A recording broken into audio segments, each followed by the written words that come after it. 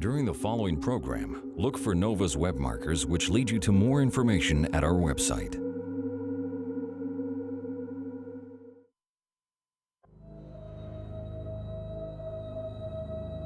It was one of the most sensational murders of the century, and it was never solved.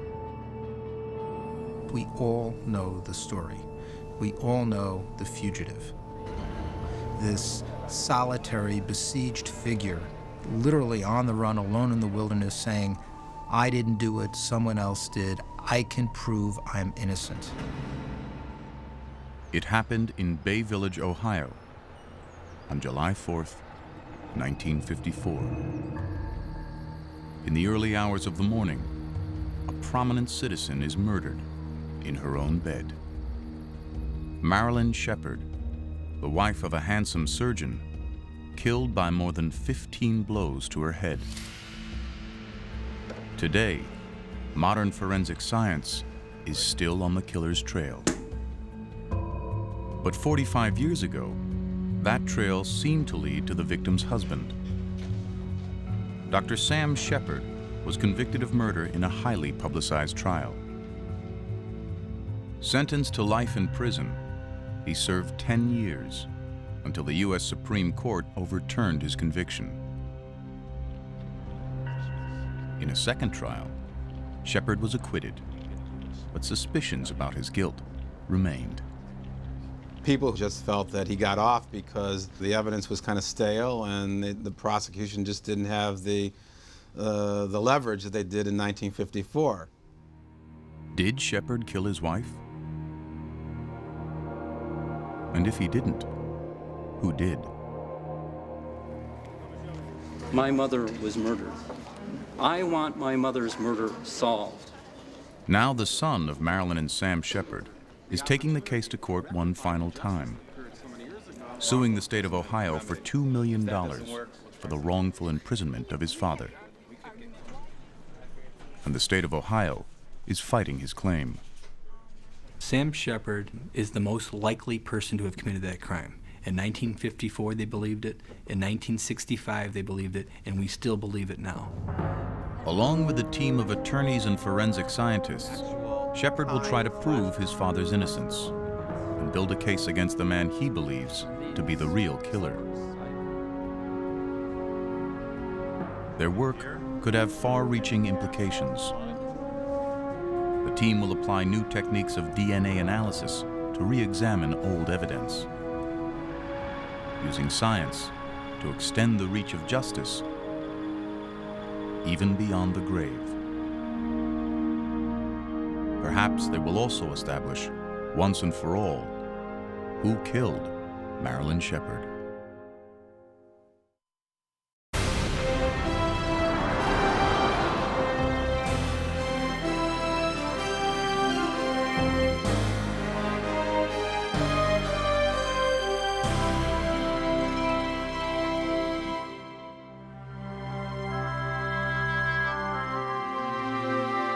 Major funding for NOVA is provided by the Park Foundation, dedicated to education and quality television.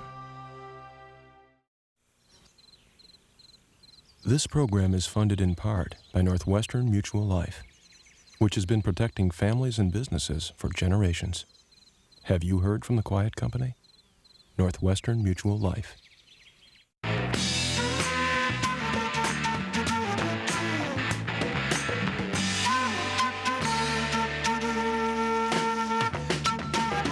CNET.com, helping you choose the right technology product. And by the Corporation for Public Broadcasting, and by contributions to your PBS station from viewers like you. Thank you.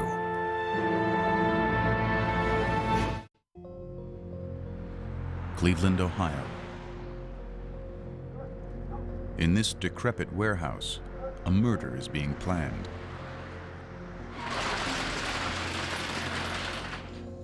A team of carpenters constructs the scene. The interior of a 1950s suburban home. It's not identical to the one from the Sheppard's house, but it's close. The house where the actual murder took place was demolished years ago. going into her. So the builders used photographs to copy parts of the house in minute detail, Wow. down to the actual bed the victim was murdered in. Listen, I think this is Marilyn's bed right here. That's Sam's. When the set is finished, a team of forensic scientists will reenact the murder. Ready? We're gonna start hitting. It's not just a ghoulish exercise.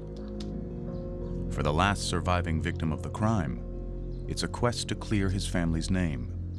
It's very important for historic reasons that we set the record straight. My dad, Dr. Samuel H. Sheppard, was innocent of the crime that he was wrongfully convicted of. Sheppard and his attorney, Terry Gilbert, are suing the state of Ohio, asking $2 million in damages. Sum up your position on whether or not the claim should die. But the state sees the case as a dangerous legal precedent and is fighting it tooth and nail. Do you think it will bankrupt the state if this claim is allowed? Absolutely. It'll bankrupt my office just to litigate this particular case. From a public policy standpoint, are we going to start to allow every wrong person throughout the history of time to now bring claims back against the United States, against the state of Ohio, against Cuyahoga County for damages for what happened 40, 50 years ago? Just what did happen that hot summer night 45 years ago is still shrouded in mystery. On the evening of July 3rd, 1954, Sam Reese Sheppard was looking forward to a family cookout scheduled for the next day. He was 7 years old. We were anticipating the holiday. Kitchen was fully stocked with hot dogs and hamburgers and everything. Dad was exhausted from work, which was not unusual. It was a normal night. Mother took me up to bed and tucked me in, which was usual, and I said my prayers and went to sleep. At 6 a.m., police responded to an agitated call from the Sheppard home. When they arrived, they found Marilyn Sheppard dead. The house had been ransacked. Dr. Sheppard was injured. He had a fractured vertebra and a swollen face. When questioned by police, Sheppard told them a harrowing tale. He said that he had fallen asleep the evening before on a downstairs daybed. He was awakened from a heavy sleep by his wife's screams. He raced up the stairs. As he entered the bedroom, he was hit hard from behind. He blacked out. When he came to, he saw his wife, dead. Suddenly, he heard a noise and realized the intruder was still downstairs. The Sheppard's house looked out on Lake Erie. Sheppard said that he chased the man down the stairs to the beach. He caught up and struggled with the man, but the intruder was too strong and knocked him out again. Dr. Sheppard described the attacker as tall, with a large head and bushy hair. But the police were never convinced of his story, and over the next few weeks, there was mounting pressure to make an arrest. Well, it was a terrible crime. A brutally murdered young woman in a prominent family. The husband was on the scene. They really had no other leads but him, and he was an easy target. The Sheppards were one of Bay Village's more glamorous families. They were kind of the beautiful people. My mother was a cheerleader and good at school, and my dad was kind of an American prince in many ways. He was handsome, he made good grades, he was athletic. But there was another side to Sheppard's charm and good looks. There were rumors that he had cheated on his wife. It was easy not to like him, being an arrogant doctor from a wealthy family. And I think the media picked up on that and whipped up that kind of anti-Sheppard sentiment. And from the first day, they focused on Dr. Sheppard to the exclusion of anyone else. In a series of front-page editorials, Cleveland's major newspaper accused Dr. Sheppard of his wife's murder. 3 weeks after the murder, Sheppard was arrested and charged with the crime. And he was gone. And they were putting him on trial for his life. At the trial, the prosecution argued that Sheppard's story just didn't add up. The story that he gave was, to many people, just too preposterous.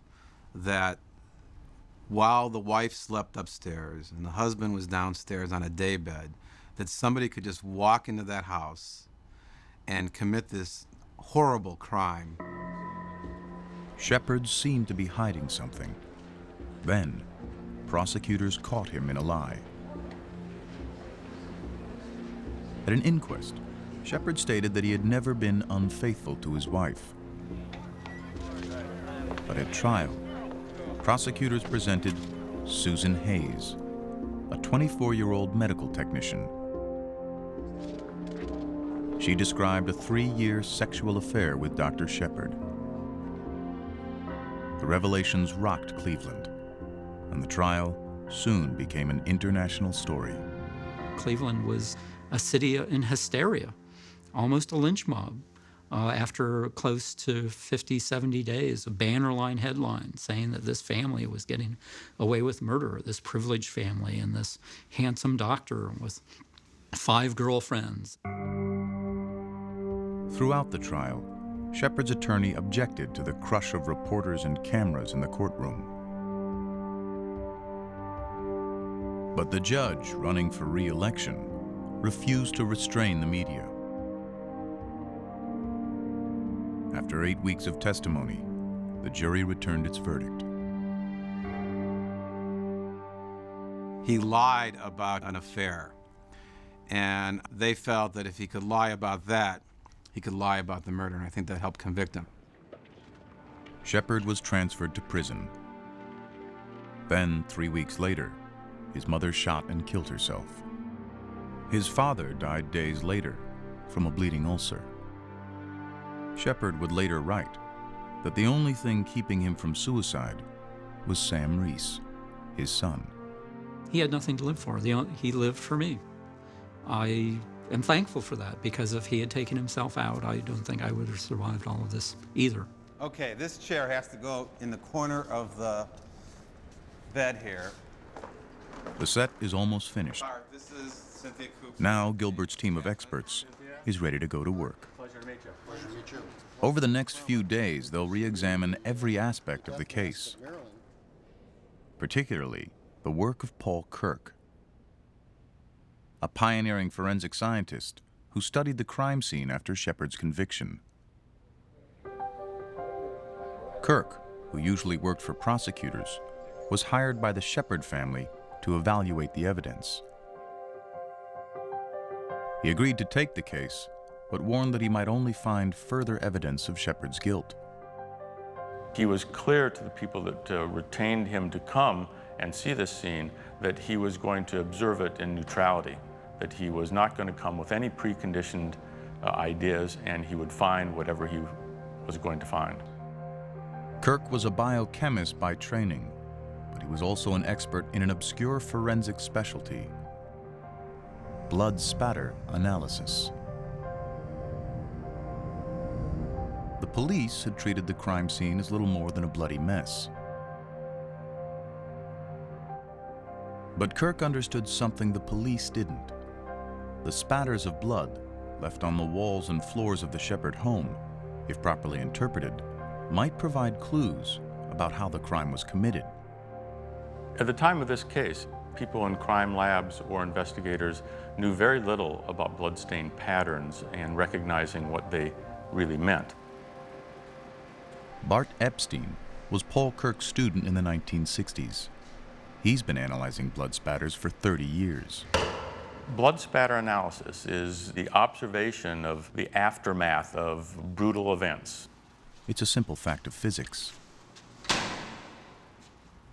When a flying drop of blood hits a surface, it leaves a stain with a telltale shape.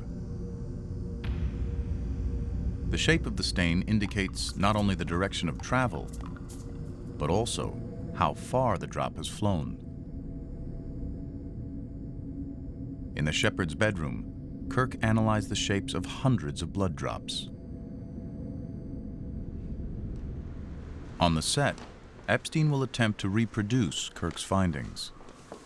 He'll work backwards, first retracing the original blood patterns as Kirk found them, then reenacting the murder itself.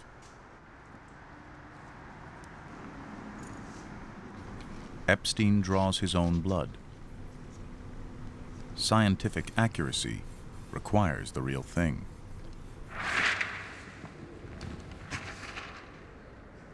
A specialized helmet is soaked with the blood. Ready? We're going to start hitting. I'm going to compare the stains that was just produced by this hitting attack. The splatter pattern produced by Epstein's simulation is strikingly similar to the original. The two patterns exhibit drops of similar size, spacing, and height. But that's not all. Epstein's splatters match the ones Dr. Kirk found in another way. This is a bird's-eye view of the murder room drawn by Kirk. In one corner of the room, he noted that the walls were completely free of splatters, as if something had blocked the flying blood. This would indicate something was in between the spattering and those walls, intercepting these blood stains. What cast this bloodless shadow? It was the killer himself. Marilyn Sheppard's attacker had shielded the corner of the room with his own body. Blood was spattered up from the victim up onto the perpetrator's face and upper body. Blood that would have hit the corner of the room was intercepted by the killer. So he had to have been splattered with blood. Like all good forensic work, it's elegant, simple, and common sense. Anybody can see from that scene that the perpetrator had to be covered in blood from the struggle with Marilyn Sheppard and the banging of her on the head. Kirk's finding didn't fit with the case against Dr. Sheppard, because on the morning of the murder, the police noted that Sheppard had no blood on him, except for a small smudge on his trousers. But Kirk wasn't finished. He turned his attention to the closet door and one unusual bloodstain. This stain was significantly larger than the others. It could have flown only inches before hitting the wall. It couldn't have come from the bed. So where did it come from? Observation of the bloodstains on that closet door revealed a large stain, about 1 inch in diameter, that clearly was produced by some other mechanism than the beating of Marilyn Sheppard that caused all the other stains. Dr. Kirk believed that the large stain was left by the killer, who must have been wounded during the struggle. Evidence for this theory came from outside the bedroom. The trail of blood drops leading out of the house. Here are the stairs going to the second floor, where there were a number of blood spots found. Right. As you could see, Investigators documented over 40 drops in the blood trail. At trial, the prosecution claimed that the blood trail came from the dripping murder weapon. They said that Dr. Sheppard himself had carried the weapon, probably one of his surgical instruments, through the house, dripping along the way. But Kirk knew that was impossible. A murder weapon could not retain enough blood to create such a long blood trail. You only get 7 or 8 drops at most because there's no more blood to replenish it.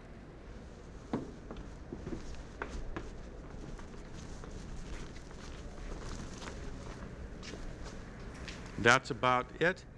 But if a weapon couldn't leave the blood trail, there was something that could. An open wound. A possible scenario would be Kirk believed that in the desperate struggle for her life, Marilyn Sheppard had wounded her attacker. This simulates an active bleeding source from a wound. The killer then spilled his own blood as he escaped.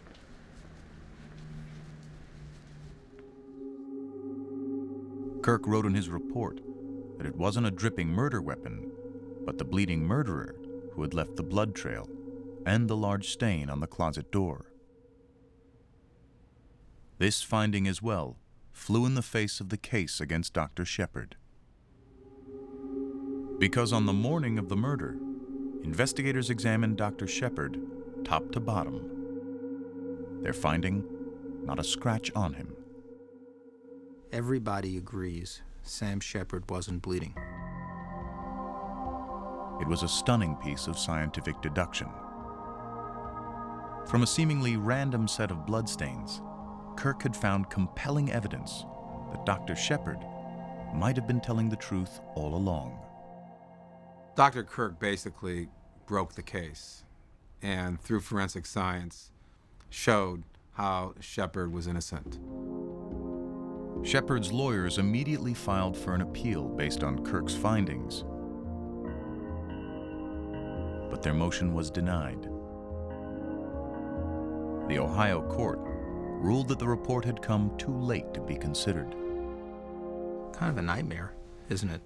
That a man could be accused and convicted of killing his wife and be innocent. Dr. Sheppard would spend the next 10 years behind bars.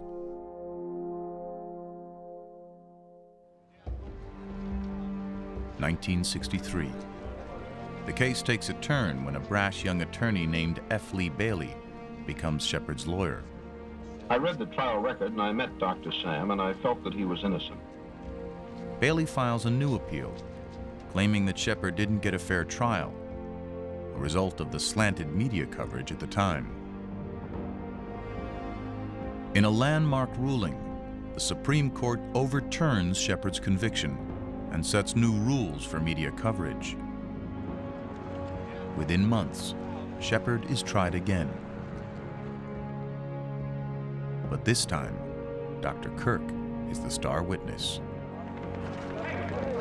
The trial lasts 3 weeks. The verdict, not guilty. Doctor, could you briefly describe your most recent experience in the Ohio Penitentiary like there for you? It was hell. Sheppard is already remarried to a woman he corresponded with in prison. He and his new family are determined to put the long nightmare behind them. It was a victory. I mean, we were all full of hope. But as time went on, Dad couldn't live a regular life. He continued to be harassed. Dad couldn't work. He could hardly walk down the street. People would yell murder, wife murder at him. Dr. Sheppard turns to alcohol and drugs. His spirit was finally broken. He was in utter despair. He had nothing left to live for. Incredibly, in the last years of his life, he becomes a professional wrestler.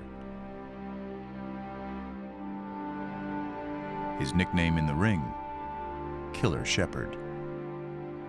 People don't understand the depths that he was driven to.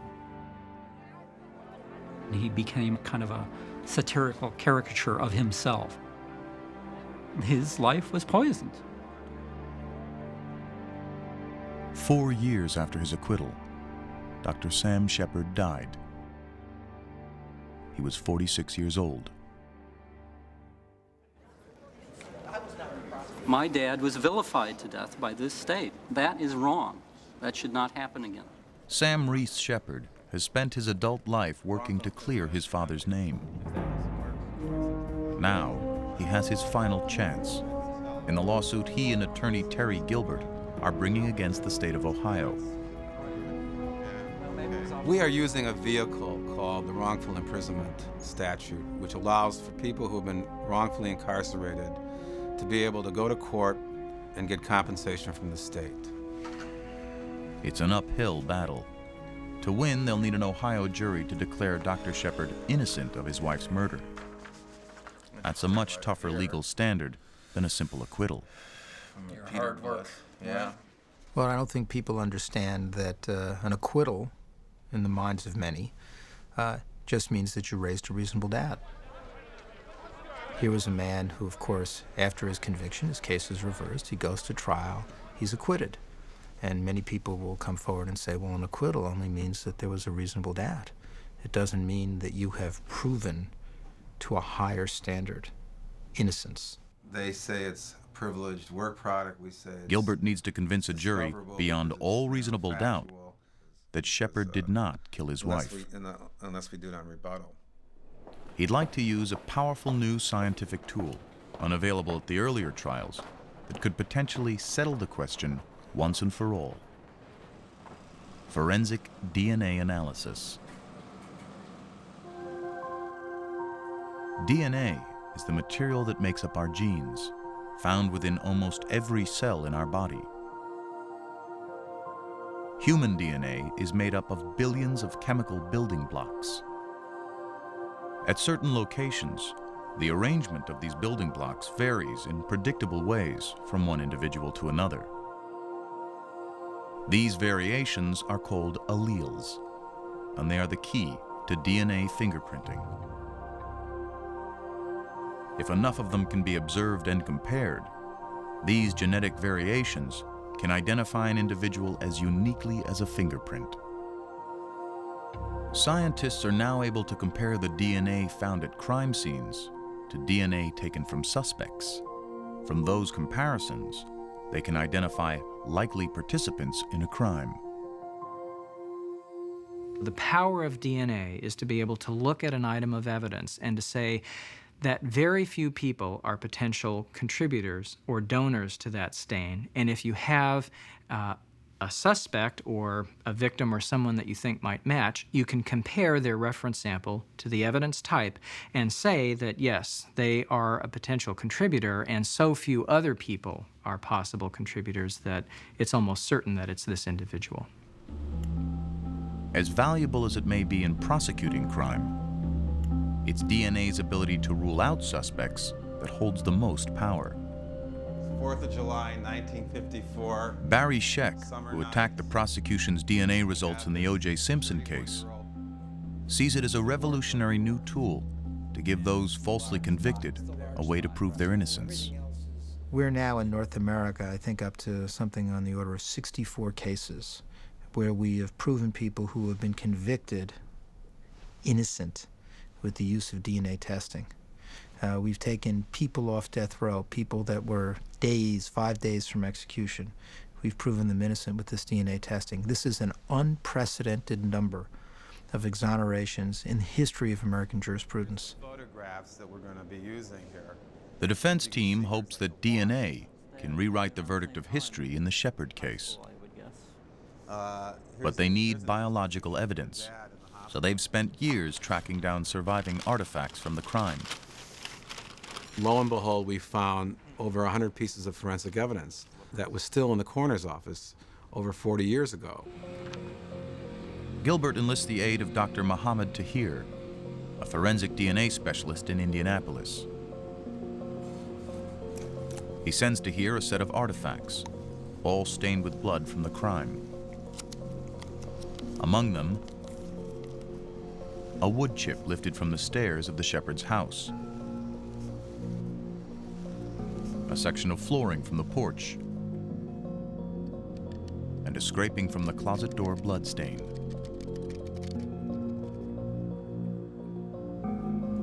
Tahir agrees to test the samples, but warns that any biological material in them may have already decomposed. The concern was that this is very small quantity and this is very old. And that was the only concern, that we may not be able to get any results. The poor quality of the samples means that Tahir cannot use the most discriminating tests, which require large quantities of intact DNA. the older the sample is, the more degraded the DNA becomes. And that means that some DNA tests will simply not work because they need relatively undegraded DNA. On the other hand, some DNA tests are designed to use DNA of very small pieces, that is, relatively highly degraded DNA. Tahir chooses a test called DQA1. The test is named for the tiny segment of human DNA that it analyzes. The DQA1 test is designed to work with tiny quantities of DNA, but it isn't very discriminating. The test can identify only 8 different alleles in 42 possible combinations. Any one of these combinations is shared by millions of people. So the power of the test to pinpoint any one individual is limited. But with only degraded DNA in the samples, it's Tahir's best choice. His first step is to increase the quantity of DNA the test will have to work with. To do this, he places a portion of each crime scene sample into a vial. Then he adds a chemical cocktail that stimulates the process of DNA replication. The samples are then placed into a thermal cycler, which speeds the process of replication through precise warming and cooling of the samples. Within hours, any DNA present in the original samples has replicated into millions of copies. Once the crime scene samples are analyzed, Tahir will test the DNA of the known participants in the case: Marilyn and Sam Sheppard. He obtains Marilyn's DNA from a few strands of her hair collected after the murder. Finding Dr. Sheppard's DNA proves more difficult.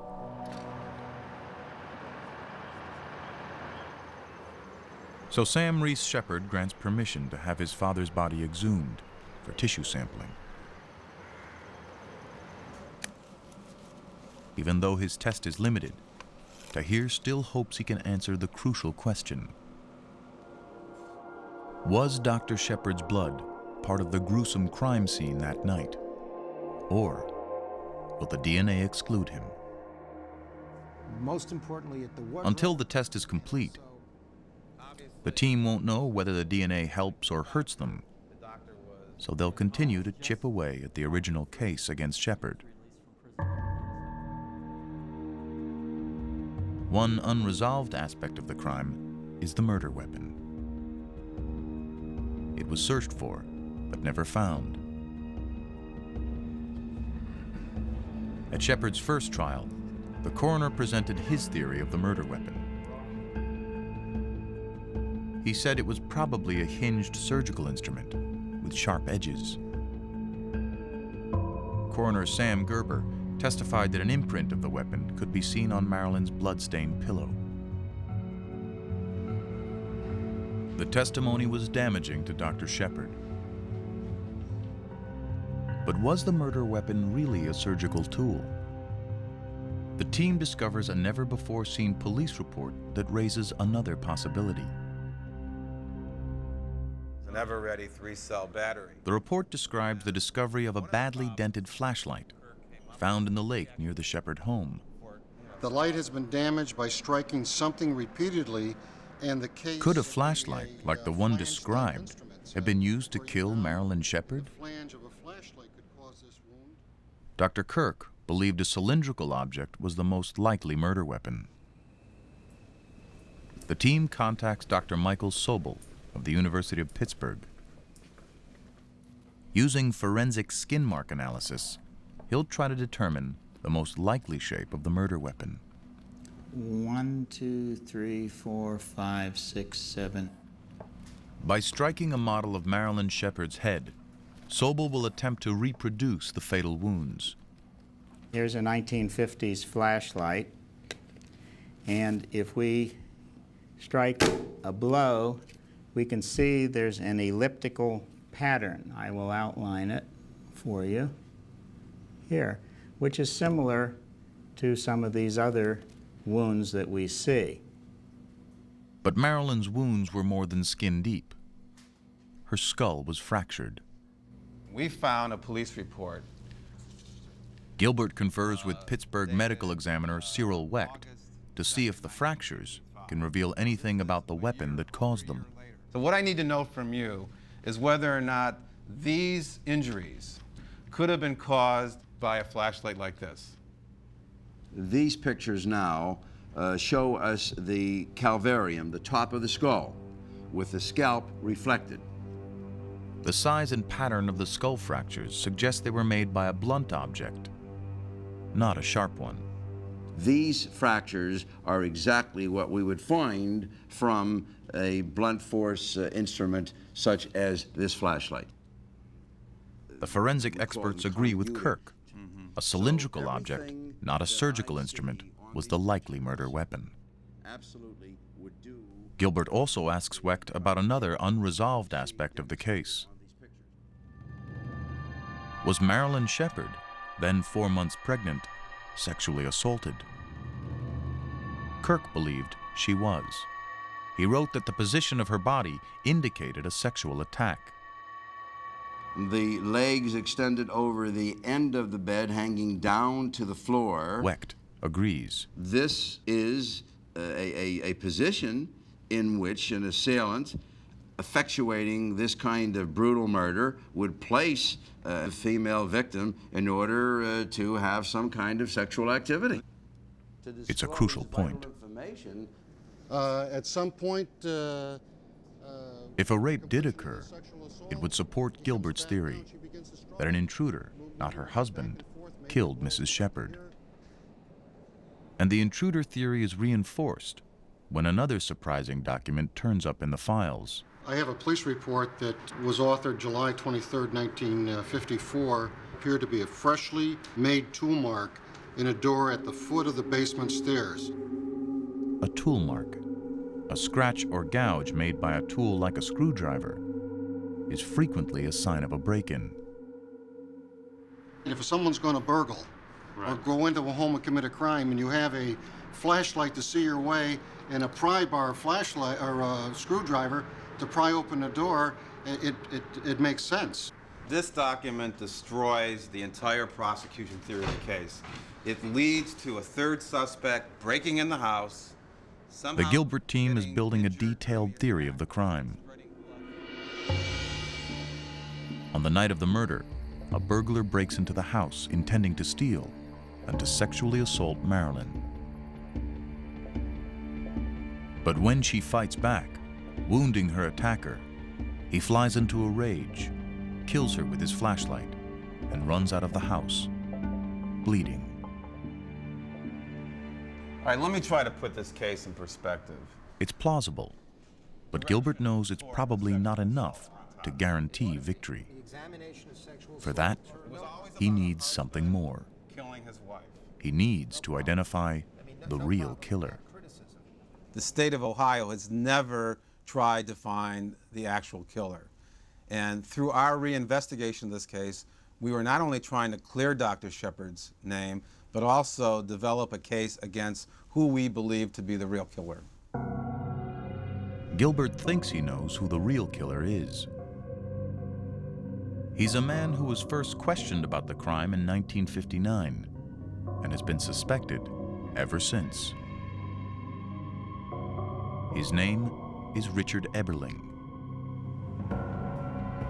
Sam Reese Sheppard once visited Eberling in prison, where he was serving a life sentence for an unrelated murder. Sheppard wanted to see the man who had reportedly bragged to other inmates that he had murdered Marilyn Sheppard and gotten away with it. Well, it was excruciating.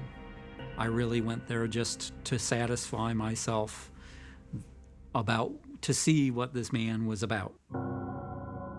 In 1954, Eberling ran a window washing business in Bay Village. The Sheppards were among his customers. 5 years after the murder, Eberling was arrested for larceny. In his possession was one of Marilyn Sheppard's rings. During police questioning, Eberling made a strange statement. He volunteered that he had cut himself and bled while working inside the Sheppard home a few days before the murder. Was Eberling trying to cover his bloody tracks? At that point, Sam Reese found that Eberling had an eerie familiarity with the details of the crime.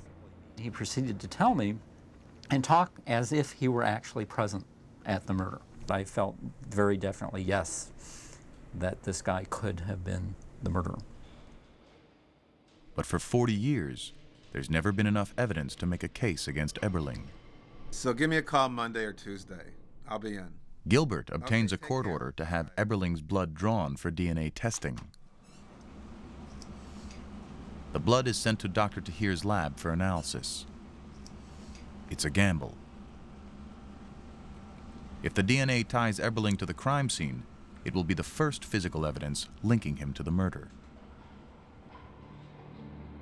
But if the results exclude Eberling, Gilbert will lose a pillar of his case.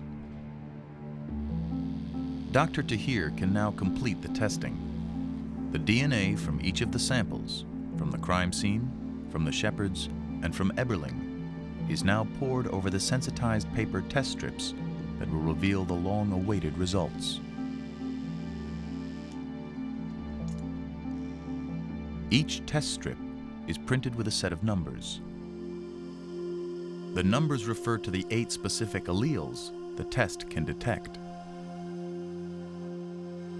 Indicators turn blue when the test has detected a specific allele. In this example, the test has detected the number 2 allele and the 4.1 allele. Once Tahir obtains a test strip for each DNA sample, he will carefully chart the results and present his findings to the defense team. Tahir will lay out the results one sample at a time. Then the team will try to make sense of them.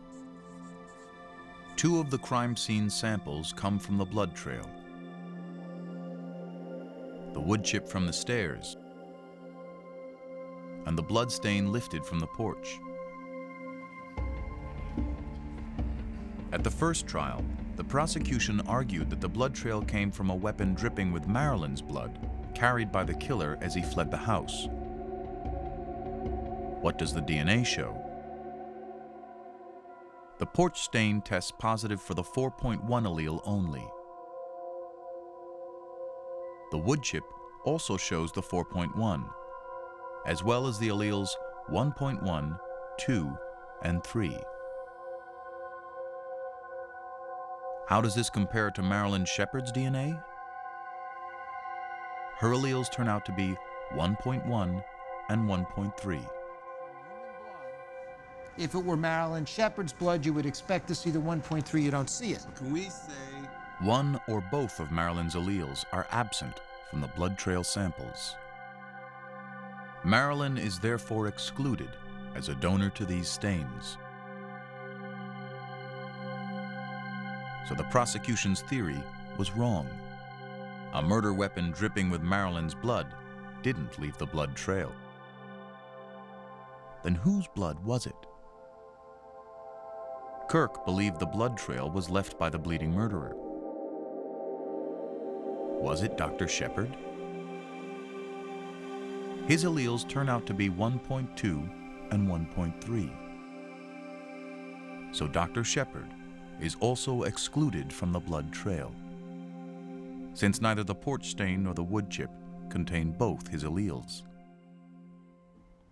The results show absolutely, conclusively, 100% definitively that Dr. Sheppard is excluded as a source of the blood trail in that particular crime scene. The DNA results have corroborated the most important part of Gilbert's case. Since neither Marilyn nor Dr. Sheppard contributed to the blood trail, a third person had to be in the house that night. Could it have been Richard Eberling? Eberling has 2 copies of the same allele, the 4.1. And the 4.1 shows up in both the porch stain and the wood chip. One stain in the blood trail, the porch stain, matches his type perfectly. Richard Eberling cannot be excluded. NDQ alpha and polymer. Tahir next presents the results from the most important stain in the case, the large spot from the closet door. Dr. Kirk predicted it would be a mixture of the killer's blood and Mrs. Sheppard's. What's always impressive in science is if somebody says, here's my hypothesis, that stain is going to be from the perpetrator who struggled with the victim. It'll be his blood and perhaps some of the victim's blood. And the DNA results corroborate that.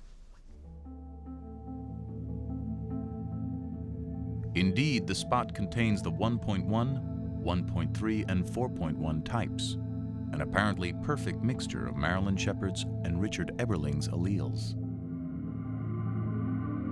It appears the results have not only excluded Dr. Sheppard, but have nailed the case against Eberling. Nobody would smash their own athletic trophies, But the evidence against Eberling is weaker than it seems. But I'm telling you, this stain is better because it's Sheck, cleaner and experienced in attacking DNA evidence, begins to point out problems. And what you have to understand is that this form of DNA testing is not particularly discriminating. The porch stain, which matches Eberling exactly, will never stand up in court. Legally, it's worthless because certain controls failed and you're not going to get it into court. The control dot on the test strip didn't turn blue. That means there wasn't enough DNA of any kind to be considered reliable. So the result, even though it's consistent with the other samples, could be an error. What about the most compelling piece of evidence? The large spot on the closet door. It seems to contain a perfect mixture of Eberling and Marilyn's types. But this result, too, is inconclusive, because the test itself has a quirky limitation. The stain contains a mixture of the 1.1 allele and the 1.3. In this situation, the test is unable to detect the 1.2 allele, even if it's there. And since Dr. Sheppard's alleles are 1.2 and 1.3, Tahir can't rule out the possibility that Dr. Sheppard's type is present in the closet door sample. The test simply cannot tell. I cannot give any conclusion about the inclusion or the exclusion in the stain for Dr. Sam Sheppard. He may be there, he may not be there. So who is this third person? Gilbert will try to persuade the jury to overlook the ambiguity. Why assume Dr. Sam's type is hiding in the closet door stain, since it's nowhere else in the blood trail? There's an interpretive aspect of it as well. When you look at that piece of evidence versus the other pieces of evidence where Sam was excluded, it is reasonable to say that that DNA test is excluding Sam. Sheppard's blood and Marilyn's. And there's another problem, one that looms over nearly all DNA analysis: contamination. A number of samples contain alleles that don't match any of the key players, not Marilyn, Sam, or Eberling. Why? The samples were collected decades before DNA testing was developed.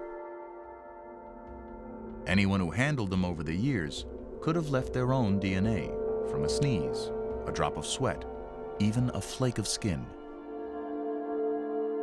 So it's possible that, like the other mystery alleles, the 4.1 could have come from contamination and not Richard Eberling.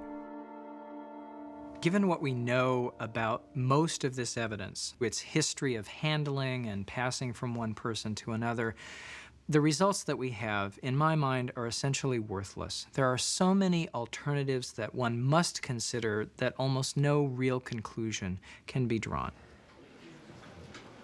Nevertheless, Gilbert decides to go public with the DNA results. Sheppard is excluded as the donor of the blood in the trail. He calls a press conference to argue the case against Eberling.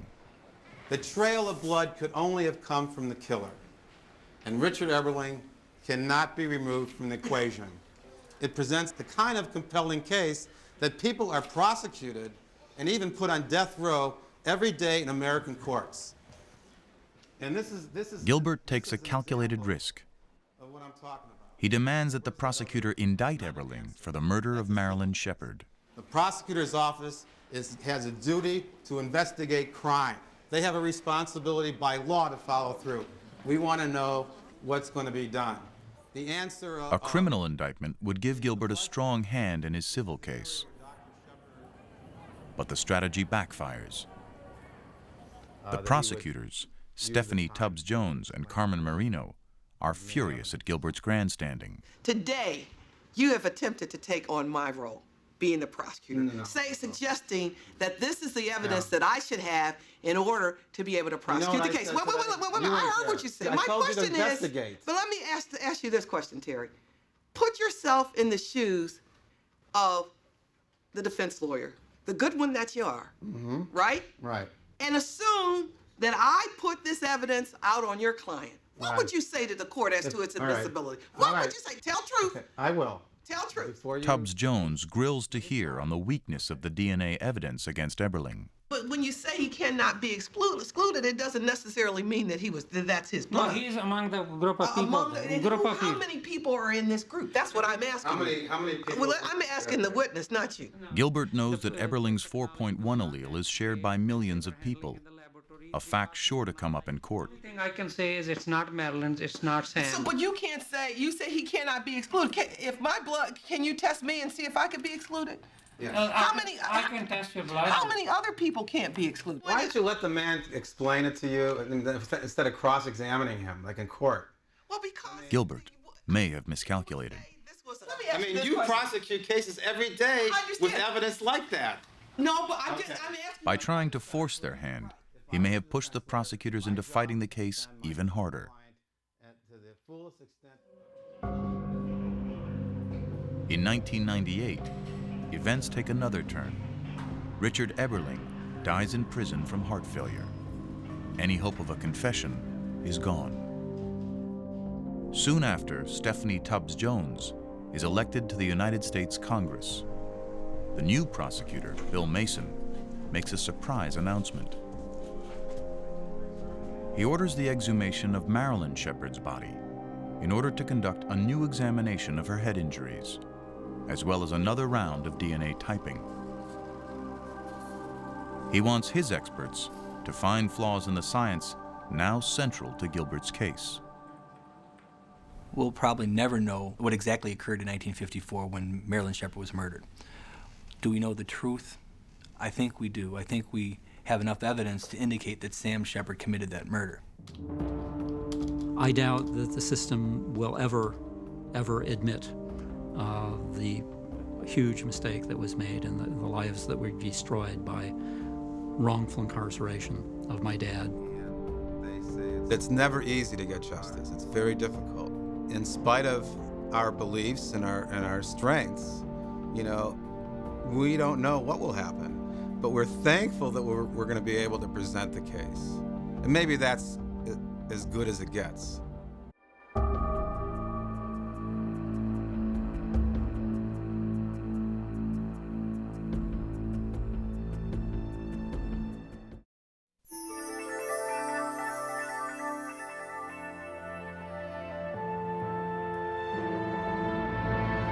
To respond to this program or to find out more about NOVA, visit NOVA's website at pbs.org or America Online, keyword PBS.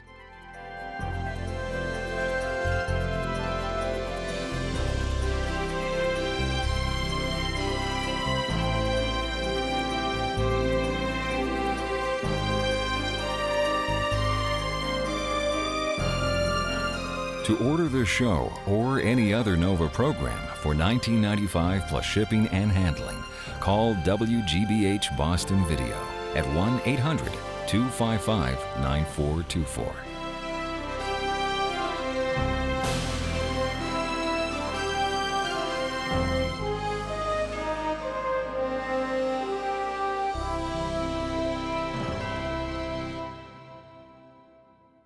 Nova is a production of WGBH Boston.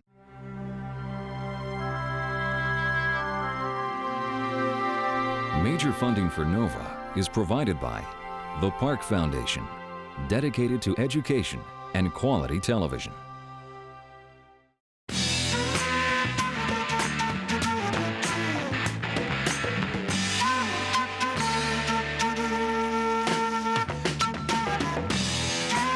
CNET.com, helping you find the right technology products. This program is funded in part by Northwestern Mutual Life, which has been protecting families and businesses for generations. Have you heard from the Quiet Company? Northwestern Mutual Life. And by the Corporation for Public Broadcasting, and by contributions to your PBS station from viewers like you. Thank you.